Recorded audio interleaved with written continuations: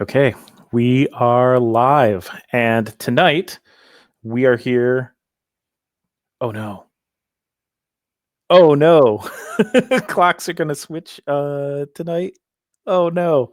Okay, I don't think that that's the case in my time zone. We'll deal with that during a break or something. Um, because we're live now. And tonight we are here for our second session of Die, a role playing game that is currently in beta by Kieran Gillen, based on his comic book of the same name. My name is Barry. I use he, him pronouns, and I'm going to be GMing tonight's game of Die.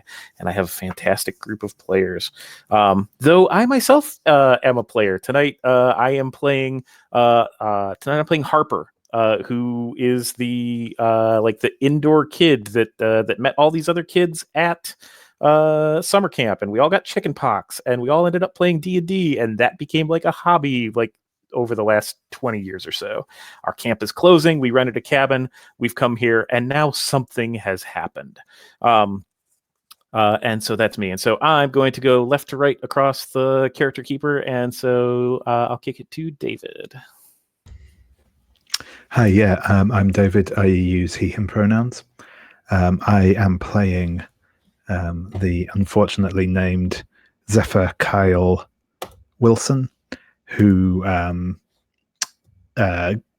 certainly as a kid went by Z as his name. These days tends to just go by Kyle, but as everyone knew him from when he was a kid, I imagine Z is going to be the most frequent name. So Z was he's from Santa Barbara in California. He was always kind of an outdoorsy type kid. Did a lot of did surfing, skateboarding, basketball, all that sort of stuff.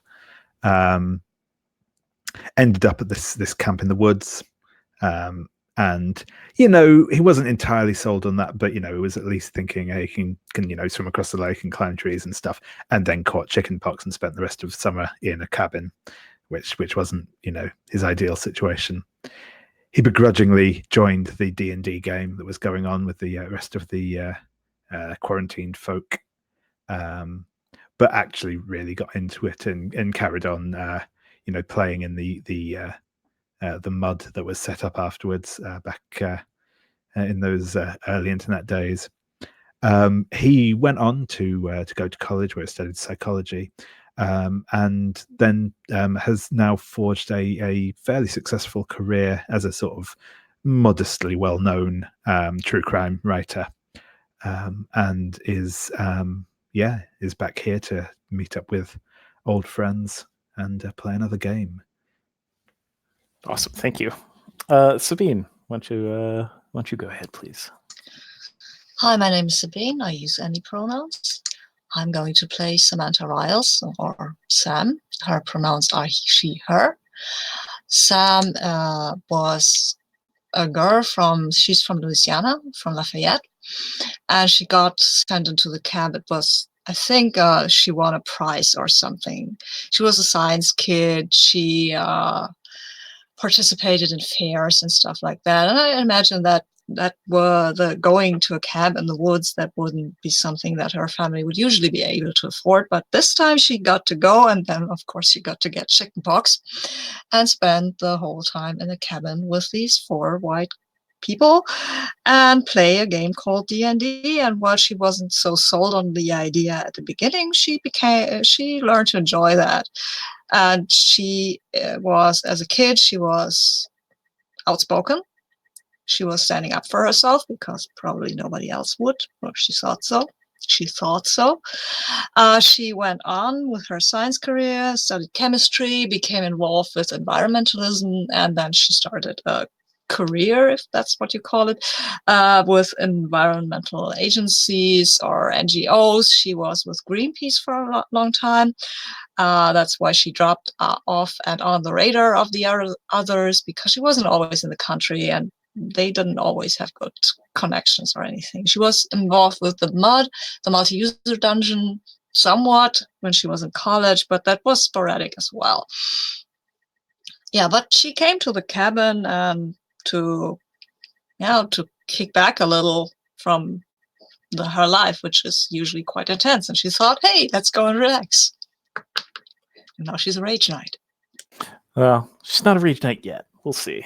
Let's go to Leandro.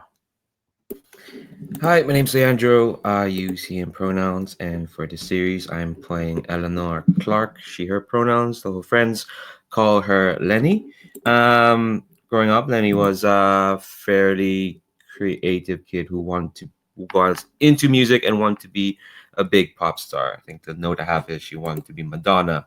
In fact, part of the fun of the camp was going to be like getting away from her large extended family of Irish immigrants who have probably more conservative, more mundane ideas for her life. Camp was going to be fun, but chickenpox happened. Instead, she was in a cabin with a bunch of these kids who decided to play D&D. She wasn't the most enthused about it, mainly because she thought D&D was a board game, fixed sort of game. It's not creative enough, but to the point where like I think she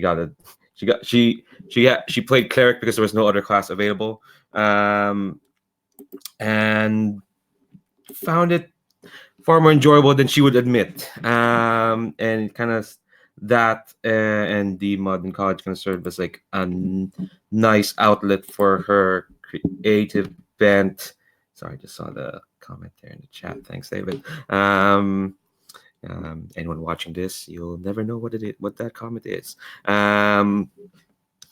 Yeah, and I think over time, kind of like after kind of drifting away from her friends, and again more influence from her extended family, kind of like downgraded her aspirations from gigantic pop star to, nice stable life. She works as a sound engineer now. She's been there for probably quite some time, longer than she probably expected. But it's nice. It's all right. That she characterized her life as quote unquote fine, totally fine. It's better off than most. And yeah, and I guess probably didn't put as much effort into keeping in touch with folks besides Sam. And honestly, that was probably more on Sam's side than on Lenny's. But this meetup back at camp, just as it's closing, seemed like, why the hell not? Why not? It's been a while, and those were fun times with these people. And well, given where things left off, I don't know how much fun she's expecting to have. Awesome. Peter, why don't you wrap us up? Yeah. So, hi, I'm Peter. I use he, him pronouns. Tonight I'm playing Lucas Sellers, also using he, him pronouns. Lucas was the original GM for the group. He was the one with the red box when everyone had chicken pox. Yes, it rhymes. We've all acknowledged it. And basically has, I guess it's interesting in hindsight now that he sort of accidentally set everybody on their different courses in certain ways because of how much the game influenced different people. Currently, he works as a voice actor and daylights as a party DJ, or moonlights, but really, like, which one's the main job? It's hard to say. He's kept in touch with anyone he can. He and Z are both on the West Coast now. He's actually originally from Cedar Rapids, but he moved to LA because that's where the voice acting scene seems to be burgeoning. And he and Z have been, getting together every so often. So actually, for this reunion that's happening, they ended up sort of showing up together, which was nice because that's nice. Yeah. I'm not really sure he knows what he's in for. I'm not really sure I know what I'm in for. Perfect. So if I start stirring over my words, it's because I'm actually a little nervous. So this will be fun. You're gonna do fine. I don't know about Luke, but you're gonna do great. So, Thanks. okay. So, when last we left, we had all arrived in a place that was both like and unlike the cabin that we were in. The air of this place was like both fresh and wonderful and foreign, but the color of the walls and the floors and the ceiling like shimmered impossible colors. If you tried to look, down, just down towards one end of this cabin or hut or the other, like the angles of the wall and the floor made it impossible to tell what distance was actually between you and it. But before you, where the cups, they were glasses when we were drinking in the cabin, but I think here they are. They're like pewter goblets with various insignia on them. The way that they sit and kind of sweat condensation is so real that it wouldn't be a detail that someone would remember to put in if there were some sort of allusion to this. Your friend Harper, from kind of his side of the table, reached down and clutched a 20-sided die from the table, and when he did, transformed from kind of a balding, paunchy, mid-30s white guy into what I think I described as like a fur-wreathed muscle wizard, with almost a bear skin over his shoulders, and black robes from his midsection draping down to the floor. Beneath his impossibly fantastic abs. And as this transformation occurred, he said, I cannot wait to share this dream with all of you. And the wizard that you saw, like just before we transported, I think like everyone did a quick pass around of the descriptions of each other's characters, and so you see that it matches the description that you saw when Harper's sheet went around, and you know that his that here he goes by the name of Jouer, but Jouer has disappeared into a mode of light, and a stillness settles over the inside of the hut. Who's first to speak? Oh, what the fuck? That's Okay. That's what I was gonna say. Yeah. Anyone know what was in that drink? Like, what were we all drinking? Because that was okay. This is the weirdest trip I've had. Yeah, this isn't how like hallucinations actually work, but this is. I mean, it's a damn sight more impressive than the red stickers. Sorry. Yeah.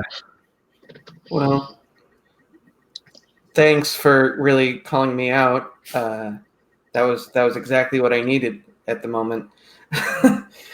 And I think I just instinctively kind of just reach out and go and like pick up the dice that I'd set in front of me. Just because I'm like, okay, you know what? I'm just gonna like. I think I'm just kind of like picking it up and just like gonna like roll it for the hell of it because, like, woo, trip. Sure. So when you reach out and grab it, tell me about what happens to you. What let's see.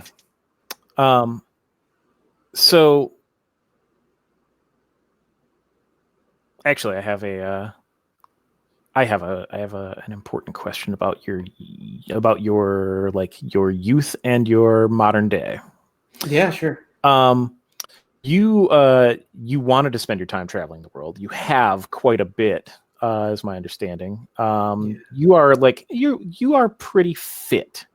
Yeah. Is that fair to say? Yeah, yeah. And I don't Okay. think I usually have to try too hard. It's just good metabolism. And I think that as soon as you touch the die, like you are completely you're completely in touch with your own with your own biology. Like you feel the blood pumping through your veins, and you feel the the energy of oxygenation or of the oxygenated blood going into your muscles. Like this is both like a high and a it's both like a high and a surprise like you have not felt before. And so tell me what happens as no show us what happens as Luke becomes Cloak. Oh boy. Okay. Yeah. So Luke, reaches out, grabs the dice, and like it starts from his palm, from his hand that he reached out and grabbed, and just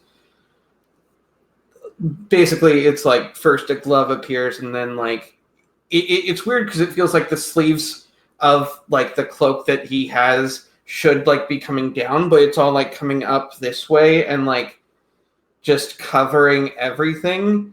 And as it just sort of like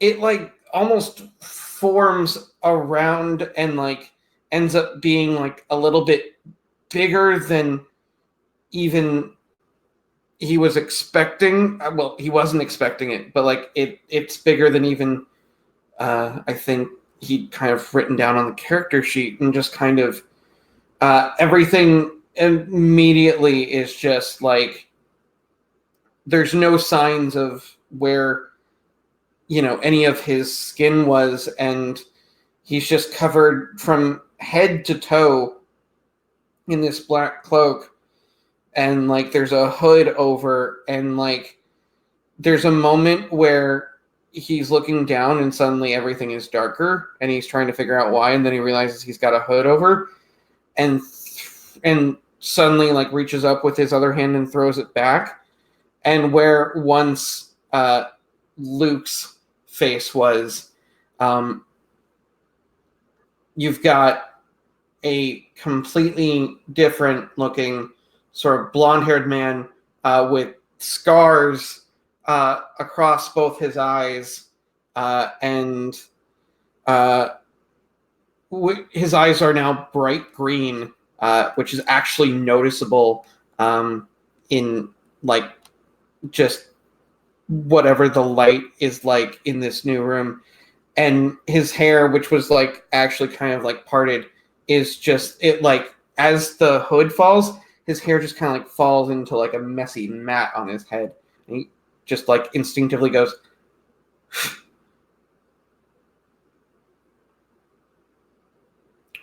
oh, I have more hair,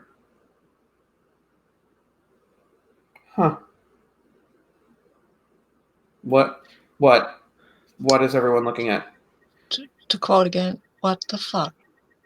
What do you You're blonde, dude. Yeah, this whole thing is fucked. I don't know what's going on. what do you Oh, okay. I got to try this. This probably is a bad idea, but I'm grabbing my die. So you grab the 8-sided die Yes. that's in front of you, Sam. Yeah. And tell me about the most upset that you've ever been like as an environmentalist. I think that had to be in the Amazon. We were there for a month. We were talking to the farmers and the soy farmers and haranguing them and telling them what they should do and what they shouldn't. And as we had a bit of success. We got some people to agree what to do, what not to do, what to burn, what not to burn. And as we drove out, there were these, I don't know who they were. They were corporate or crime guys, hard to say down there. And they were just there and they were looking after us. And as we were driving, we were asking one of the local guys, who are they? And they told us, oh, well, they come from power. They're going to burn the forest. And as we drove off, we saw the smoke behind us and everything that we had done, that we worked so hard for, that even the native people, that the local people had worked so hard for, was gone because these assholes. And I was pretty much ready to go back there and shoot them all, but I can't do that, I guess. That feeling, though, is burning in your heart as the power to do something about it flows into your hands. Show us what happens when this tiny mass becomes a weapon in your hands, and what you look like as Sam becomes Ursul. Well, the die completely vanishes in the hand as the hand expands, as Sam's body completely vanishes into this giant, 7-foot-tall giant with shoulders that a linebacker would hope for. Ursul is massive. In his hand, he has a hammer. A large thing. I mean, you know these Warhammer hammers? Yeah, like that big. It looks unreal, actually. It doesn't look like somebody could lift it. But Ursul holds it. He wears armor. He wears, I think, maybe some boots, mostly leather, adorned with bits of fur, but he wears a chainmail, and that's not the kind of tiny ring chainmail you get at Ren fairs. No, these chains, they look like things you would use to tie your bike to a tree if you really didn't want it stolen. And he wears a sort of a helmet that is also adorned with horns and bone stuff. You can't see his face, really. You can just maybe glean his eyes.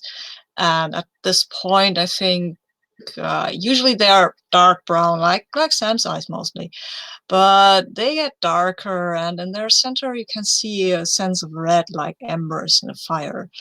And when he grows angrier, they will grow redder, but you don't see that yet. And what is Ursul's warhammer called? It's called My Mind. Sorry, could you give me that one more time? It is called My Mind. My mind. Yes. Oh, that's good. And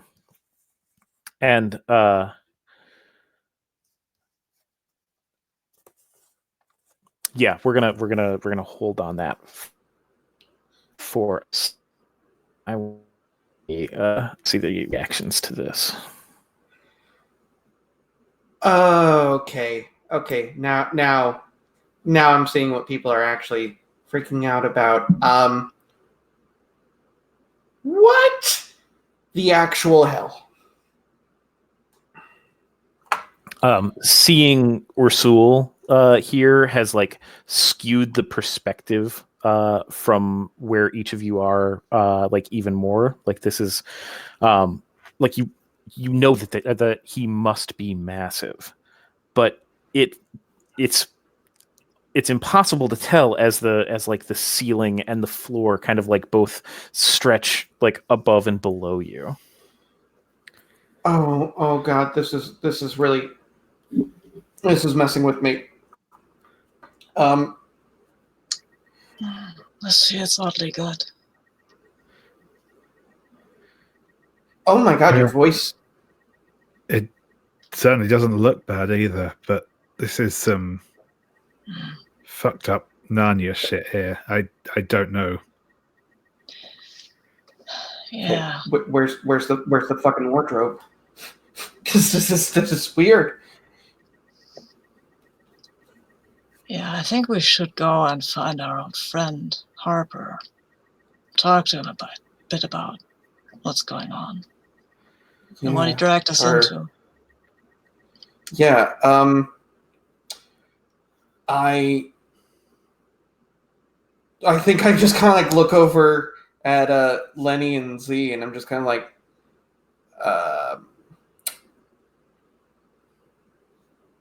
so I'm guessing it's the dice. I think out of any of those time has just been sitting there and staring at the D4. And then she looks up and shoots a quick glance at Z, see what he does. Ladies first.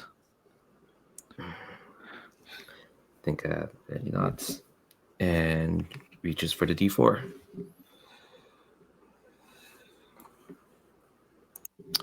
So as you pick it up,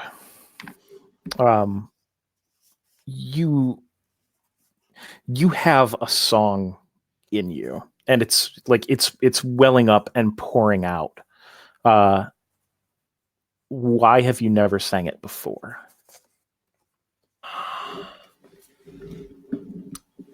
Because she didn't think, because I didn't think anyone would care. It's a song that should have been sung with someone younger and more passionate. At this point, it's a bit late now. So show us what happens as Lenny is replaced with Murmur. Yeah, I think there's an effect that happens when she grasps the die, and what it looks like is like it starts from her hand, and the hand starts kind of like the kind of like the skin or like the surface gets kind of like cracking apart, like kind of like bursting apart, and underneath kind of like where it's coming out is first it's a glove, it's like a white glove, and the effect kind of spreads up from her arm towards the rest of her as like the surface image of Lenny starts splintering apart. And let's see, I picked austere, severe, angular outfits, and what it is as kind of like as splinter apart is like it's not noticeably like fantastical. In fact, it is quite dour. It's like a kind of it's a kind of military style sort of suit jacket that kind of it's the first thing you'll notice. There's got these shiny silver buttons holding up the jacket, and they got these silver like epaulets on the shoulder, and it's quite dark and angular. There's like a long cloak that comes with it. I think it's not entirely noticeable that much has changed with Lenny, except the main thing you kind of notice, like it looks like there's some extra stitching on the jacket that's kind of look like weird long cracks on it, but you only notice that for a moment. I think if you look at her at another angle, you see no, it's a pristine sort of suit jacket, and that's kind of like the effect kind of goes up to her face. I think her hair just becomes a bit more shorter, and it's now in like a bun of some sort. And the biggest thing is like notice probably like her cheekbones are a bit more severe and a bit more like tight and angular. You'll see though that the cracks kind of like form a pattern. It's like there's a shatter impact on her shoulder, and that's where like the cracks come from, spreading out. And yeah, I think once the effect's done and things kind of calm down, I don't know if Lenny has much to say other than Okay.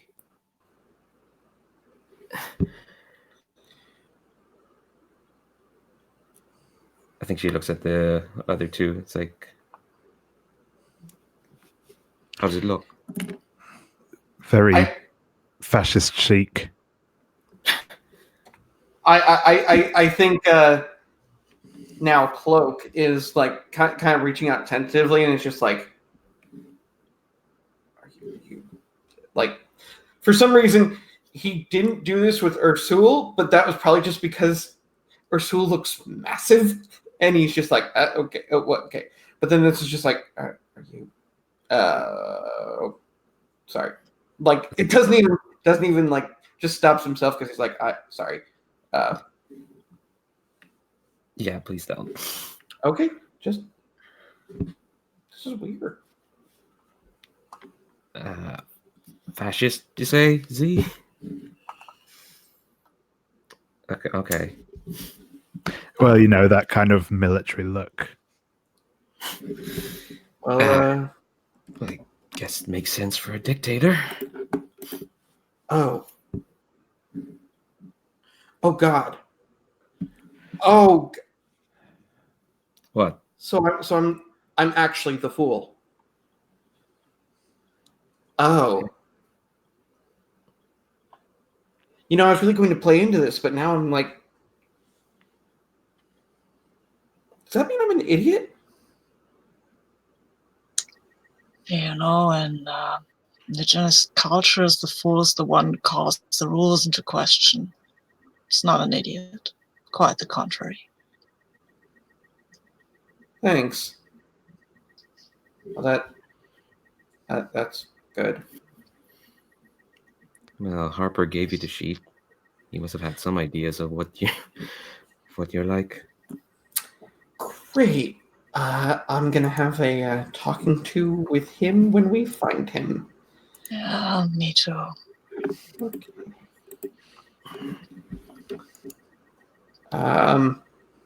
Last but not least. Well, I guess here goes nothing. Mm.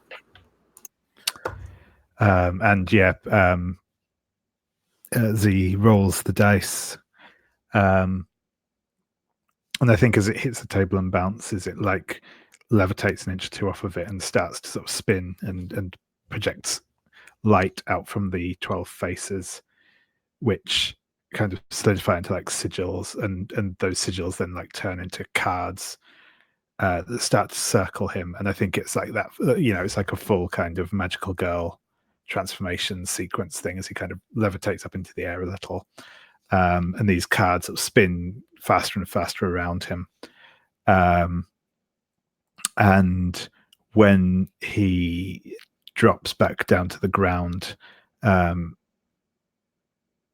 he's wearing sort of slashed leather trousers with like big heavy duty rings hanging down from the waistband, and some lengths of chain hanging off of them, big heavy like motorcycle boots. I think a sort of almost like a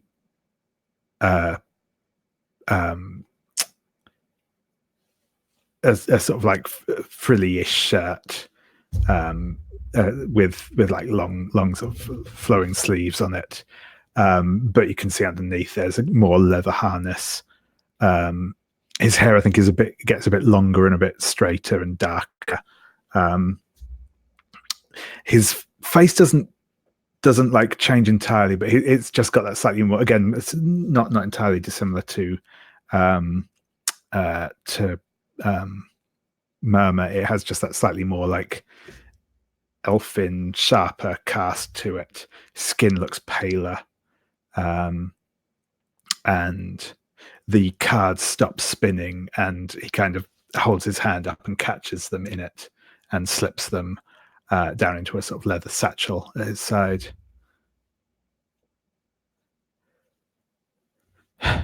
That's a very important question in the chat, and I hope that you'll answer it, David.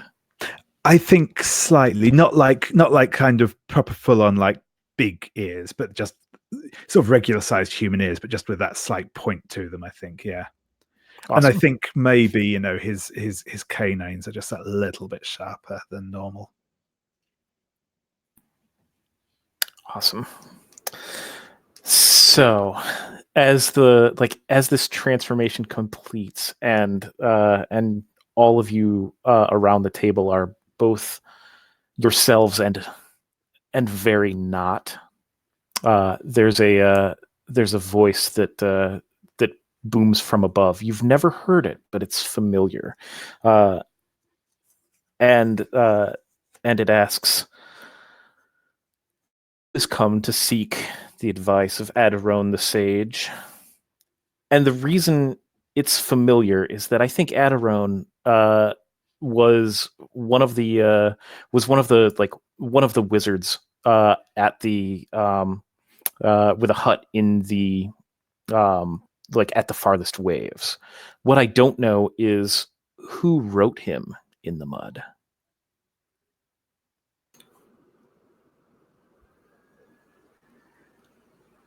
Yeah, this is Luke.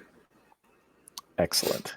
Yeah, this is like ripped straight from Luke's original idea of the introduction to what was going to be the game before the mud happened. So what is it that is why would it be a bad reason to show up in Adaron's hut tower uninvited?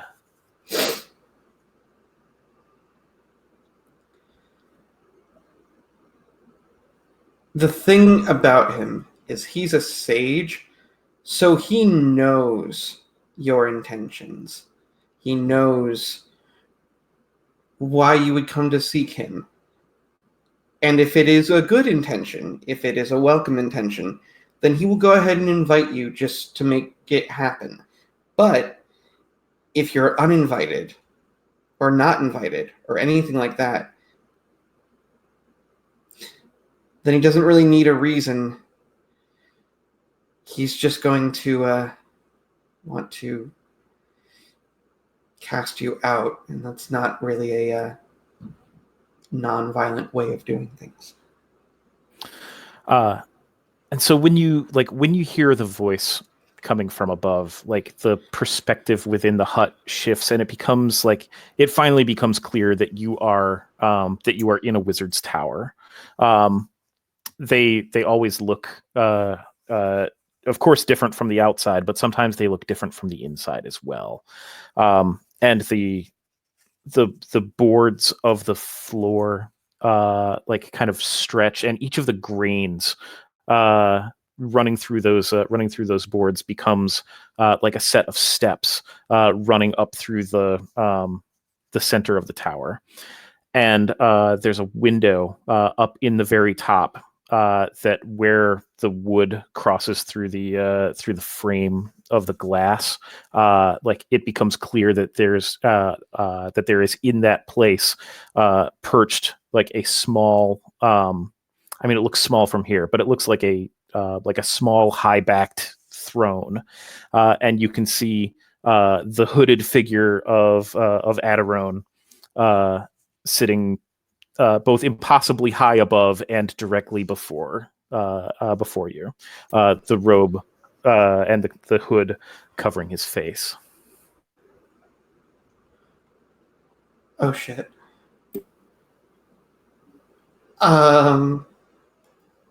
Okay. We were invited here, right, guys? Not by my will, but you are here. Make your case. We have been tasked to go and find Joer at the highest point of the Tower of Heaven. Ah, you must regather your companion. That's one way to put it. An old tale. You must gather your party before venturing out. It is an old lore. I'm to understand.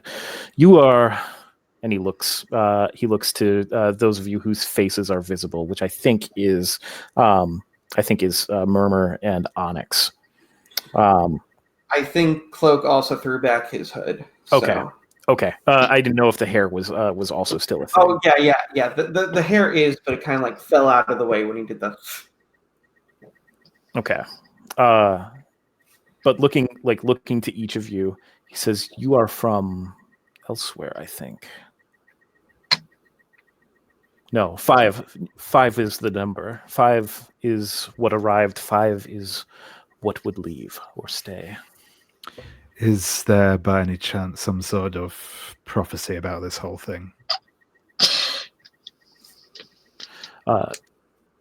When you say prophecy, he gives kind of like a very rattly, like coughing laugh from underneath the cloak,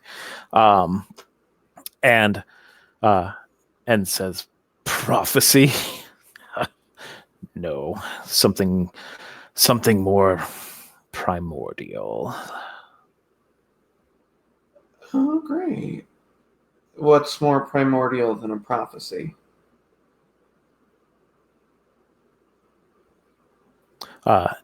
His cloaked head turns about and looks to Ursul as you ask that, and I'm going to leave a moment of silence.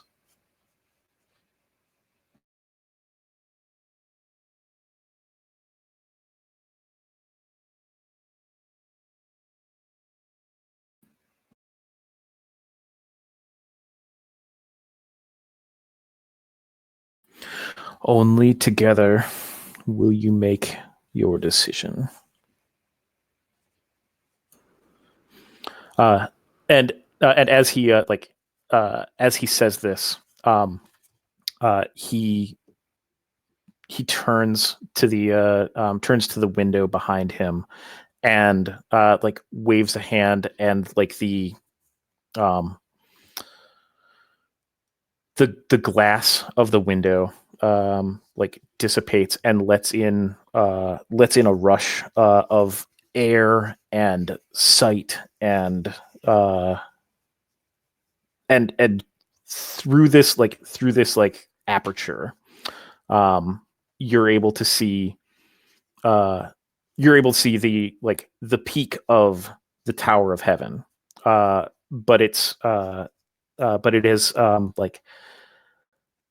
it's larger than everyone remembers. It was already impossibly large, but it looks as though it's reaching right into the center of the hollow planet, an outstretched arm, almost, with a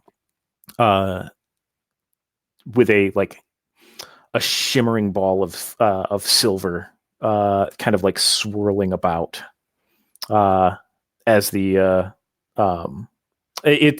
ball isn't quite the right word. It's like the idea of a shell of a ball, but it like swirls about as the sun is like moving across the sky of the hollow planet.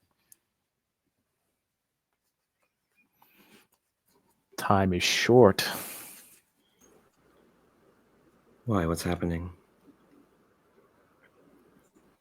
Yeah, I'm actually clueless right now. I mean, I know who you are, and I know what that is, and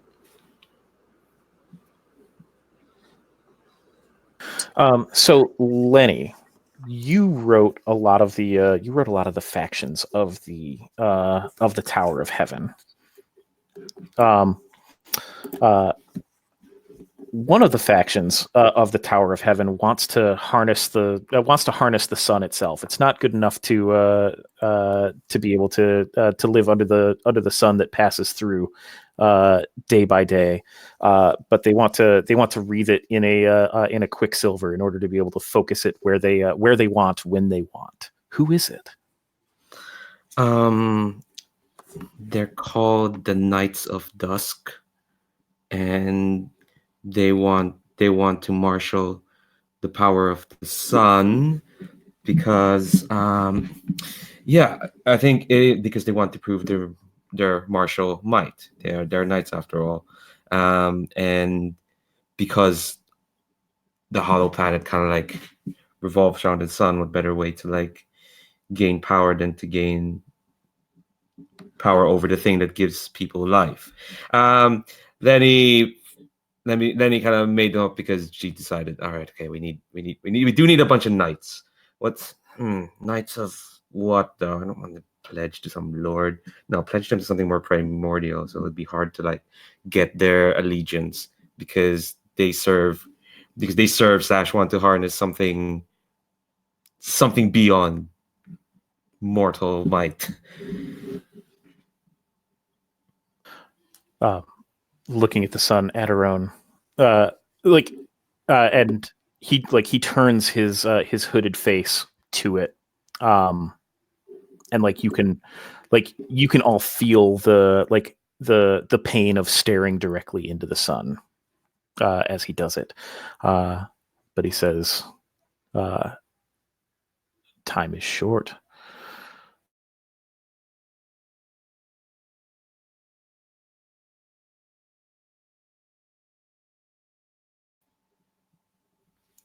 Did Barry freeze? Yes, I think so. I think he did. Oh, he even Okay. turned gray. What's up with that? Okay. I think his okay. bandwidth is just lowered. That's what happens in Jitsi. Alright, That okay. you turn gray and freeze. It's so Okay. weird. But- It's like an in memoriam to. Yeah. I genuinely like paused because I was like, is he doing a dramatic pause? And then I was like, oh no, Yeah, that's he more already did a dramatic pause. He even flagged that there was going to be a dramatic pause. Mm-hmm.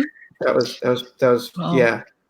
It's the second time today I had a dramatically appropriate pause due to internet bandwidth issues. So. I really don't like that it turns gray. It really looks like a Oscar in memoriam highlight reel. Like, Yeah. Oh wait, I think he said something on the Slack. Maybe. Oh, okay. Yeah. Did everything everyone drop? or just me? I wrote back. Oh, there he goes. All right, there's no game master. We can do whatever we want now. Oh, cool. All right, Let's harness the sun ourselves. I'm gonna roll a d6, and whenever I roll, I die.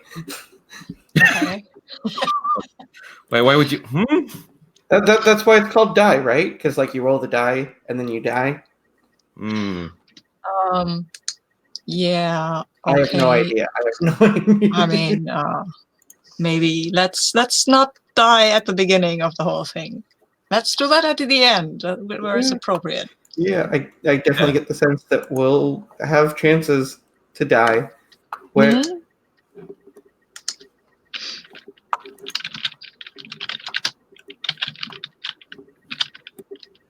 It'll be fine, you know. I mean, a game called Die. I mean, it's probably just terribly pleasant, you know. where did everyone's faces go? Yeah. Faces? My face is still there. here. Okay.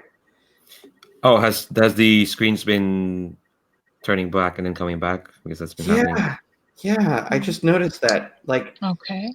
on the side of my screen where like all of the images are, like if it's not on that person's image. Oh, great. Yeah, glad we're figuring that out. Sorry, I'm just gonna keep rolling this d4. It's group consensus. It's group consensus. Yeah, I rolled a 6. I rolled a 6. I rolled a 1. We're just rolling dice for no reason. Like I like. Yeah, maybe we'll turn into our characters now. That's the next level. Yeah, David's here laughing like, "Oh, I know how this game works. You're all being silly." Yeah. I mean, I genuinely tried to like not look at it, but also I'm like, I don't know how this game works. Oh yeah, you weren't there when Barry explained. So I guess while we're waiting, we can explain how it works. Sure. Yeah. Explain it. Idea. So basically, those stats that you have there, and strength, wisdom, dexterity, whatnot, those constitute your dice pool. That's what action rolls are in this game. They are a range of dice pools. So say like you need to do a thing like beat up this guy.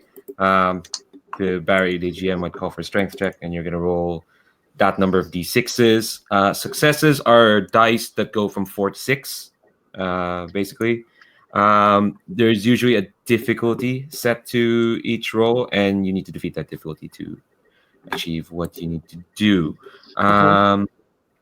And classes can do certain things if you add your like class die to the roll, and that usually just means you'll get an extra success. So Yeah, that depends on the class. I can't add my die to any rolls.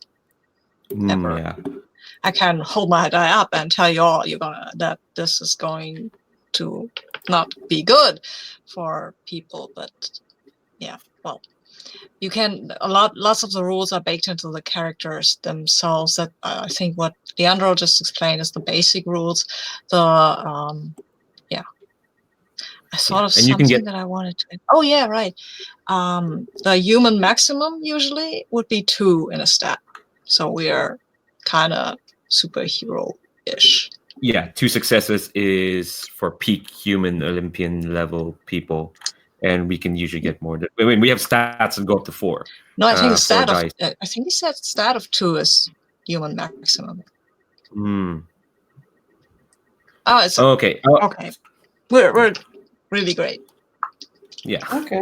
We're really great. You can get advantages, which it's usually narratively apparently. Like say you're I don't know, you're a voice actor and you try to mimic a bird call or something. If Luke does, then you get an advantage, and what that means is you get extra die. You could also get a disadvantage. And not sure exactly. Like say if you're heavily injured and you try to like run. Sorry, I pulled up the rules. I'm reading it right now. Yeah, like when Ursul tries to imitate a bird. Yeah, exactly. So for every 2 disadvantages, the difficulties can increase by 1. Okay. Yeah. Okay. These rules are terribly snarky. Like it says here, roll the dice. Ideally on a flat surface. If you can roll dice on a vertical surface, YouTube yourself doing this immediately. People will be impressed.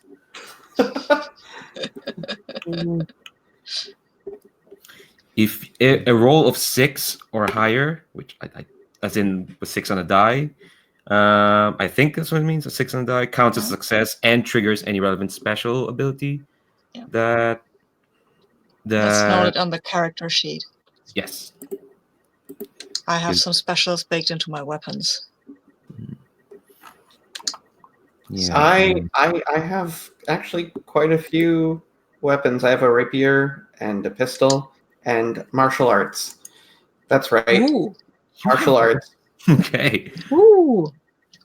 Yeah. I mean, I'm playing into the thing of like, I don't really understand what the whole fool thing is, but like I also went swashbuckler, and I love that it says advantage on romantic hero tasks, leaping things, charming people, one-liners. No, not fighting. And I'm like, I have so many weapons. What do you mean I'm not good at fighting? I just love the examples too, because it's like Han Solo, Errol Flynn, and I'm like, I just gave myself a really large cloak, oversized, and then I look like a mess, and I'm like, all right, so I look like a scruffy-looking nerf herder. This is great. I didn't even like think about that, and then yesterday when it was like, oh, draw a picture, and I was like, okay, draw a picture of myself, and then it was like, no, it just said draw a picture, and it's like, oh, I miscalculated. I would have chosen to draw a picture of my own character as well, because that's usually what you draw when you're asked to draw a picture on your character sheet. You're not asked to draw a picture of a cow or something. There's Barry. It worked for now. Yay. I have no idea what happened.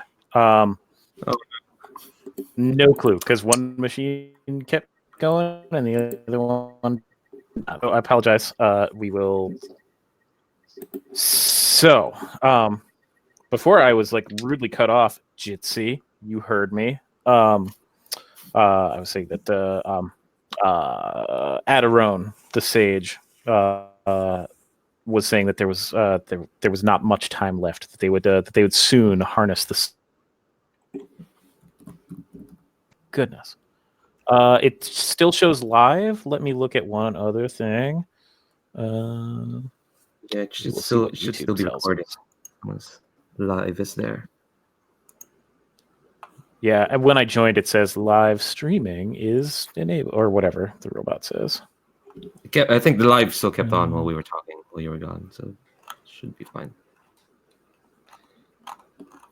Yeah, I'm just going to count on Jitsi giving me good information on this, and then when we take our break, I'll end this stream, and then we'll start a different one. Mhm. So, Okay. So Adarone the Sage.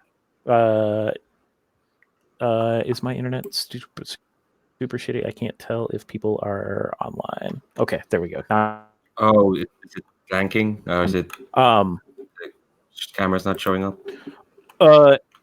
it just for a second, it just showed me like initials for everyone.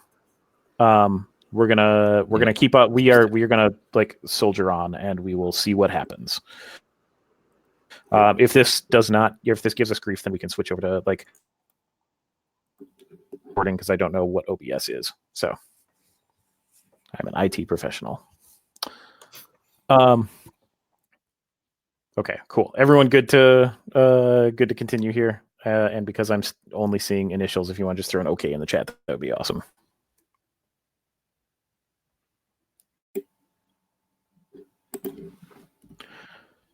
Cool. Okay.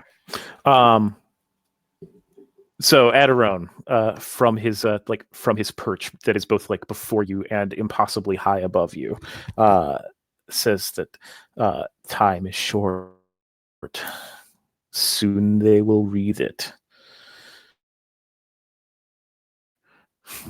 And like he chuckles to himself for a moment. But soon they will try in folly to turn it on those ones that fall from the holes of the hollow planet. And when he says this, like another like rasp in his chest just like grates all of your ears. And he says, you will be tested, and as time is short, what better time than now? And he clutches his fist, and the floorboards underneath you, just like shatter away, and you fall to you fall for a moment, but also like instantaneously into what Luke would know as Adarone's dungeon, a place that Adarone built and hollowed out for himself in order to send adventurers after components that he needed for all of his witchery. And surrounding you are like from each of the like from each of what must be the cardinal directions of the hollow world, such as you can like map north and south and east and west to the inside of a sphere, are well, I'm going to describe them in the same way that the rules describe them. They're like if orcs were trying out for a role in Tetsuo the Iron Man. They are horrible, and each of them is like squared up with one of you, and Adarone, like way up above you, takes the hood of his cloak and rips it back, revealing that his face is destroyed. He has been taken by these horrid things somehow. he is he's a ruin of the idea of a notion of a sage. He's a mockery of flesh. And what we're going to do is we're going to roll initiative. Which the last time I said that, it was the first time that one of my players ever rolled initiative in any one of my games, or in any one of their games. So this is something that everyone gets to do. It's very exciting. What we're going to do is, this is a dexterity task. So like I've put a whole bunch of dice on the table. If you need to generate more dice, please like feel free to do that. I am going to roll some initiative for both the group of what I'm going to call and what the rules refer to as the Fallen. I'm going to give them one special die. And so I know that Roll for Your Party is like not amazing at doing all of the things simultaneously. So like we'll just kind of go like clockwise around what's on the sheet there. So David, would you mind rolling your initiative and telling me how many successes you get from that? Yes, certainly. That's 2 successes. Okay, 2 for Onyx. Cloak, could you roll your dex dice? But also, no, just roll your dex dice. That's a good idea. We'll just do that. Okay, so just to clarify, I'm pulling over. What? Okay, sorry. I had some of this conversation with the other folks. Sabine said we'll explain some rules to Peter. So yeah. Okay. It was like it was clarified, and now I'm all confused again. Okay, so you're going to roll 4 dice because your dexterity is 4. Okay. And then anything that's a 4 or above is a success. Mm-hmm. Anything that is a 3 or below is a failure. I just need to know how many successes you get on this roll. Got it. All 4 successes. Okay, awesome. I'm going to roll for my Fallen.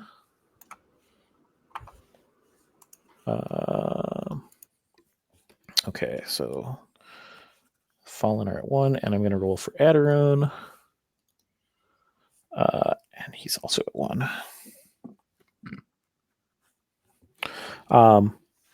And Murmur, go ahead and roll your dex. All right. Let's see. My dex is it's piddly 2. That's 1 success. Okay, cool. And then Rasul, please.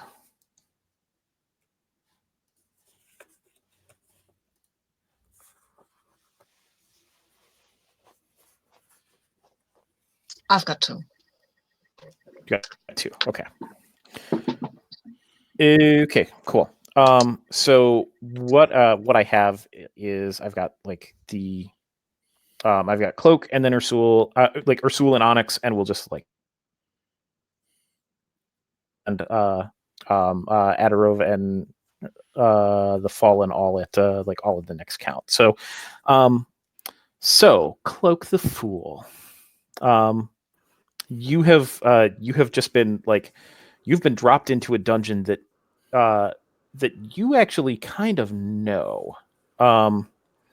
So if there's something like if there's a like a feature of Adarone's dungeon that you want to take advantage of, just narrate that, and we'll give you like an advantage die or something.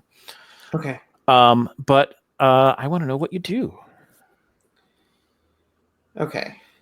So, just to clarify, the ground opened up, or I'm just trying to figure out where I am. Sure. The perception of the tower has remained difficult, but the kind of the space between the floorboards got a lot wider, and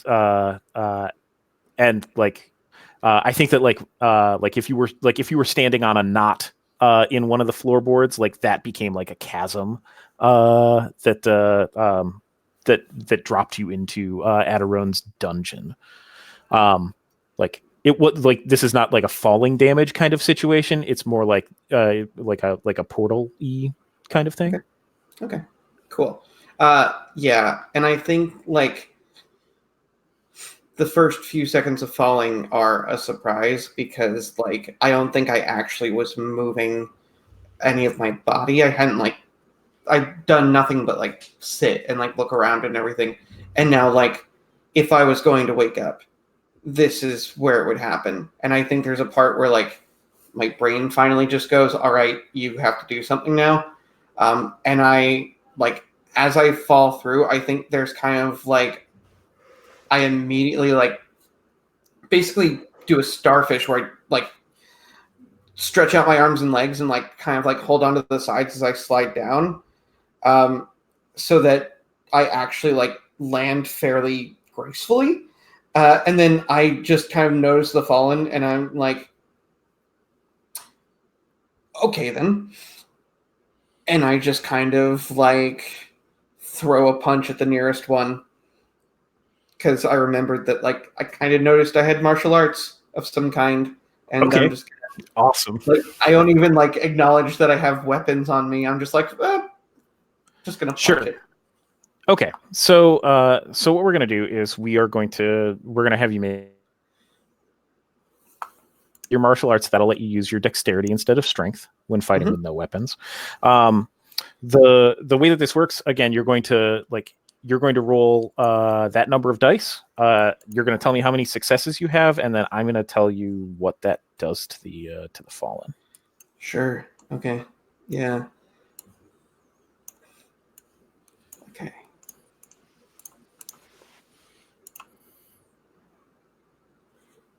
All right. That is 3 successes.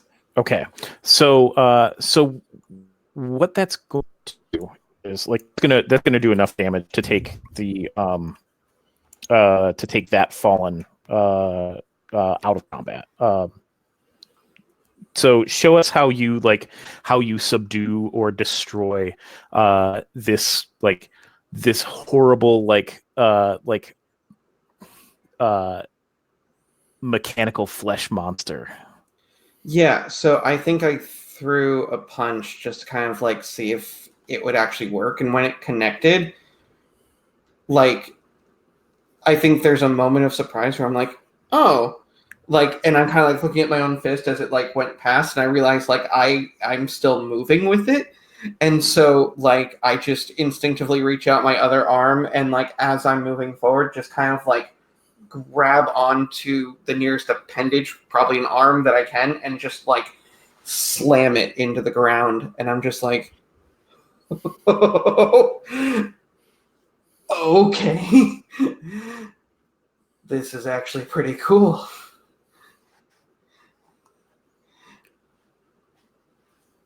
Awesome. So Ursul, I want to know how you feel about being in what you know is a prison. What I feel right now, I'm annoyed. I'm really annoyed at Harper because he kind of dragged us into this bullshit, and now we have to play through his adventure and we don't have any choice, and I don't appreciate that. I really don't. So I guess we can say that I'm annoyed. I'm not really totally outraged or anything, but I'm annoyed. Annoyed fits it pretty well. Okay, why don't you move your emotion scale up to level 1 annoyance? Yes, I will. Go. Annoyed now. And now there is this fallen dude in front of me, and I guess he's making weird grabbing noises or something like that. Yeah. So this like these things that are in here, they are they're like moving toward each of you and like reaching out of whatever tatters still wrap their bodies in order to grab you and like tear you and claw you. Like one of them like gets like a bunch of rings, or a bunch of the their pointed fingers comes towards you and gets them into the rings of your chainmail. Yeah, no, you don't. I think I have this hammer. Let's see what happens if I hit one of them with it. Okay. And So you are going to train your mind on the task at hand. I guess, yeah. I mean, this thing is attacking me. I think I'm training my mind at the task at hand, which is hitting this thing. Okay, cool. So you have a strength of 4, so we're going to start with that. What does your weapon do? You've got the brutal attribute. Yeah, that only comes only into play when there's a special and it's sarcastic. I don't know if that comes into play right now, but what comes into play is emotionally engaged. When my D8 is above 0, I get advantage on any attack the weapon makes. Okay, so you'll get an extra die for that. Yay. And you get to use your lesser ability. Yeah, I can attack with matched range. I know that, but right now there's this thing in front of me, and I don't. Do I want to attack one? No, I want to attack that one. I want to see what happens. Sure. I mean, I haven't totally figured out everything on my first roll. Yeah, I've got 3. 3 successes. Okay, so yeah. So as you're swinging. Oh wait!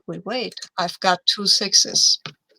Oh, so you've got some specials. Okay. Okay.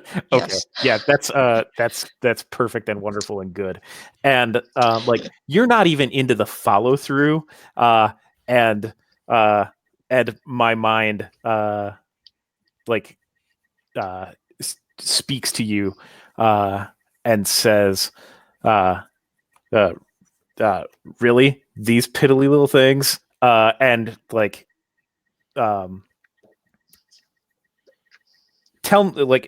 show us what it looks like as you completely destroy this thing, because you have it has 2 health. You've done much more damage than that. Tell us, show us your brutality in this in this moment.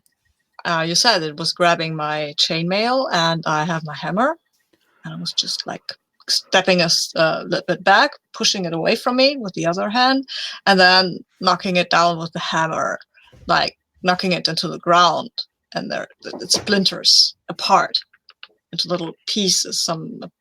Some of the fingers maybe are hanging still from the chainmail, but they're not doing anything.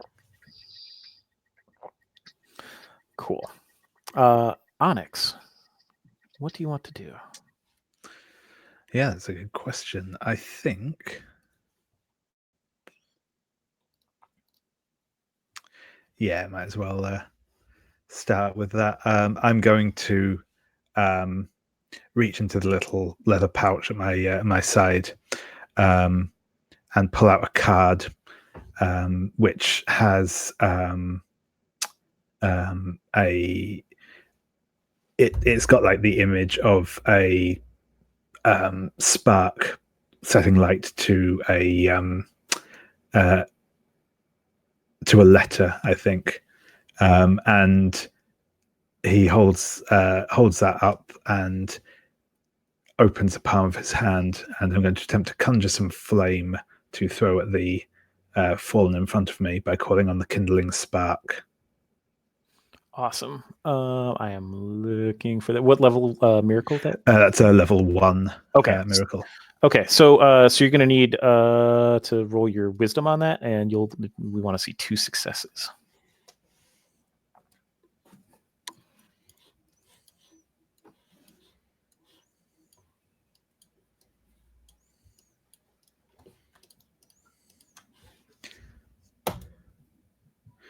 Yes, that is 2 successes. Okay. So with those 2 successes, it hits this fallen. That will do 1 wound to it, and it was and this this metallically metal is on fire. I hate to ask what it smells like, so I won't. I'll leave that question unanswered for your nostrils and brains. But I want you to tell me,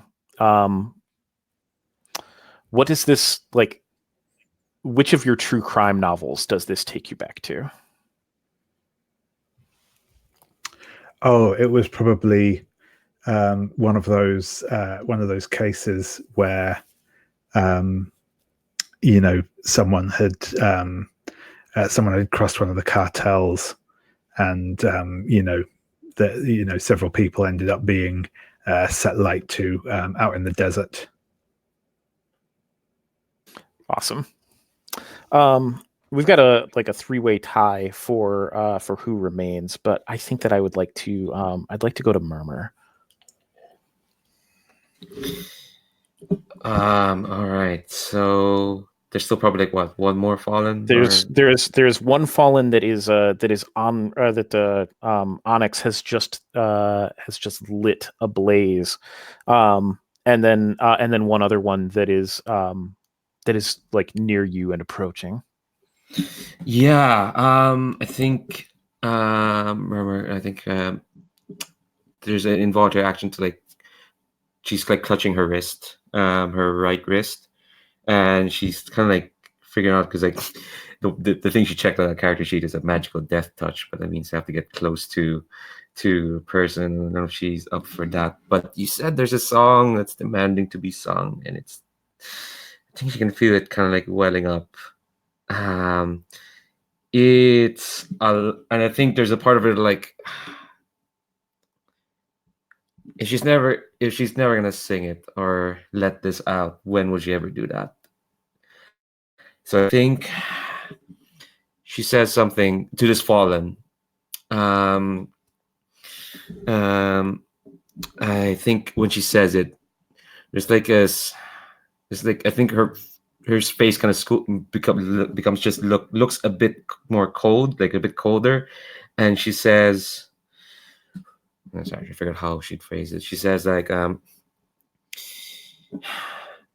if I were you and you're facing people like us, I'd crap all over the floor and just keel down and cry in fear. So she's trying to influence them with terror, but she's trying to get this fallen to cry in fear. Okay. So to do that, you are using the voice. You are performing with your D4. Yeah. Correct. Okay. So go ahead and just put the D4 over by where it says Jouer the Master. But also the way that this ability works. Go ahead and roll that D4, and then roll your charisma. All right. Those 4 dice.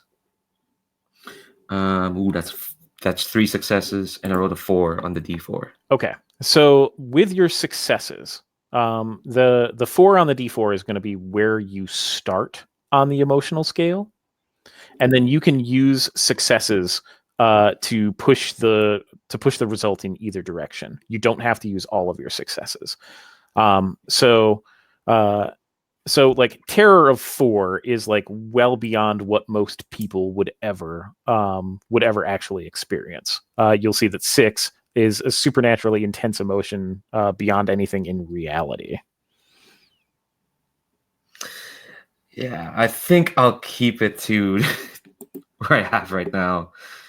4 seems a lot. Honestly, anything above 3 seems a lot. Okay. Which makes sense. And I think despite the horribleness of this creature, it seeing the threat that you pose and actually feeling fear,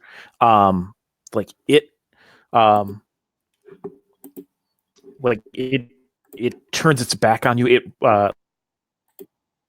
of the dungeon and begins trying to burrow into it with its claws, and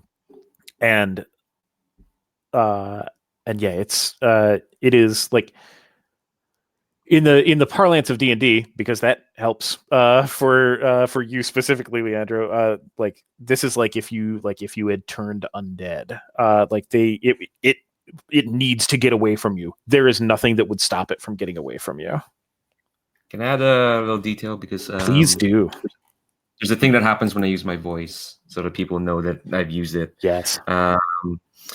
And I picked strange facial scars. What it looks like is like, you know, that like on her jacket, there's like that look what looks like an impact where all the cracks came out.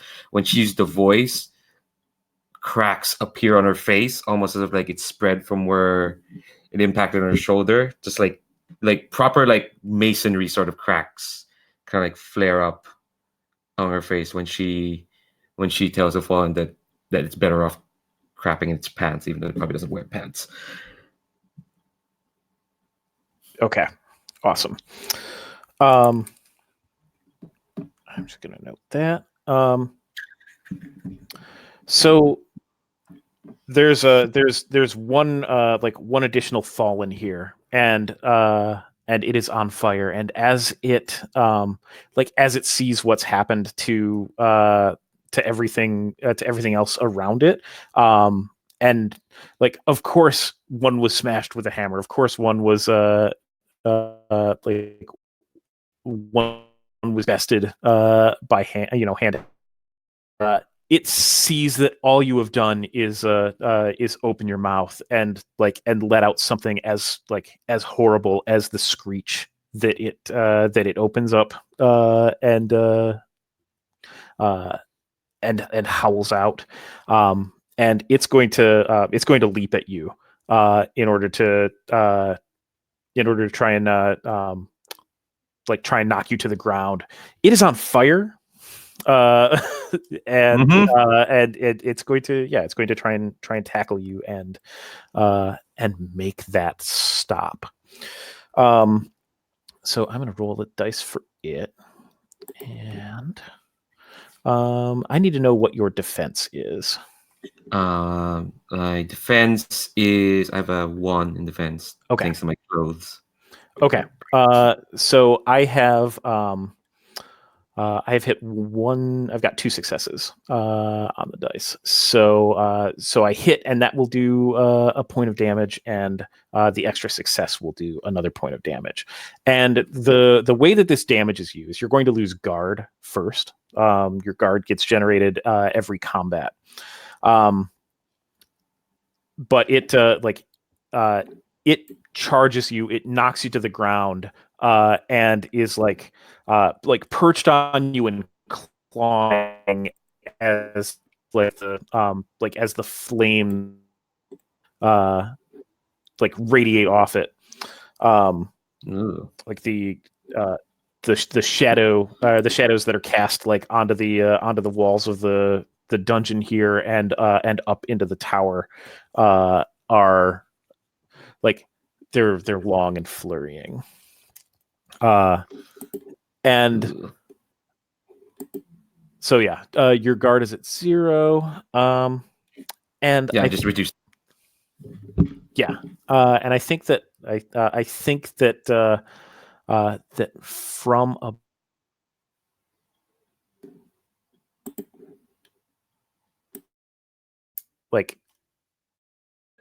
two, Adarov sees the the flames rising from this melee, and just cackles. He turns to the other side of his throne, and lifts a crimson gem tipped wand, points it down down the tower, and we get the dolly zoom, the reverse dolly zoom shot from the bottom of the tower, from the dungeon, as a fleck of fire shoots down towards the base of the tower, as he's going to use a fireball magic to burst down at the bottom of the tower. Oh, and that's a lot of successes. Yeah, that's a lot of successes. So what we're going to do is it is time for us to take our break. I know that we had one kind of enforced on us. I'm going to stop our recording here. We're going to pick back up at the top of the hour, and we will see like just what happens in the aftermath of this what appears to be a gigantic explosion at the bottom of the tower. Sound good? Cool. I will see you all at the top of the hour.